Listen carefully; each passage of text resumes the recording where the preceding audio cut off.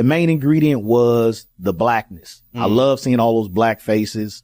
I know when I first watched it, I didn't hold it to the high regard I hold it to now. Right. But cause I was young, I was only 20 at the time. Right, of course. But seeing how culturally, how important it was to see those black faces back then.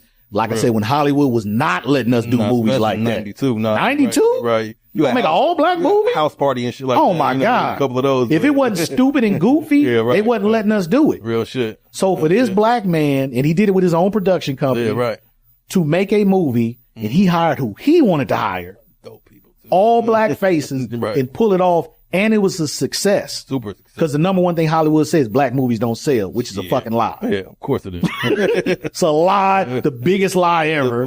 Some of the best movies ever are black movies. Thank you. Thank you for saying that. For real. So it's like, for me, the main ingredient was the blackness that he put into the movie, the culture that he put into the movie, the love, the story that he put in, even the love between him and his homeboys. Right. That's real shit. For real. You got real love for your partners like that. You can see it, right. And you can see it. Right. And it's like, even on that one scene where Tyler, Martin Lawrence's character, brought them both over there to when talk. I was arguing, he was like, y'all need to talk. We brothers. We you know brothers. Brothers. Talk. Right. Real shit. No fighting, no yelling. Real shit. Talk. When you have friends like that, though, that's why I'm glad you said that, because that's a real ass scene. Yeah. Because we've all had that moment with our friends. We had those issues where niggas got to talk about it. Yeah. You know what I mean? You know the same niggas I know. Yeah. You know what I mean? So we all, you know what I mean? Yeah. So we all been there in that type of situation. Yeah. You know what I mean? So, but that's a real ass scene. And that's a real scene. You know what I mean? Because in this movie, they're grown men. Right. Grown men that are friends. Right. From the sandbox is supposed to be able to talk to each other. Exactly. It don't have to be no fight. For what? You know what I mean? Especially over a woman. It's like, come on now. No. We can't talk about this. Real shit.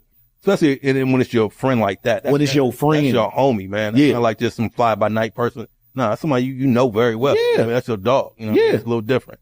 So you got to fix that. You got to fix that. You got to. And I mean, granted, if I'm Marcus, I'm definitely going to tell my partner, like, dude, if you felt like that, you really should have said something. Right. Like, don't lie about it. Right. Because you being like my brother, I would have left her alone had you said I'm in love with her. And you know me, nigga. If you give me some little glimpse of light, nigga, I'm going to take it. So you know me, nigga. Stop playing. Stop playing. Right. So I felt like Marcus had enough leeway to tell him. I would have told him that on that roof deck. I would have been like, dude, you should have just told me that I really want to build with this woman. So please leave her alone, Marcus. Right. And I would have did that. Yeah, I would have just left her alone. For sure.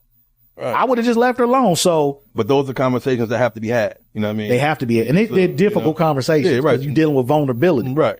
You're dealing with people's emotions. For sure.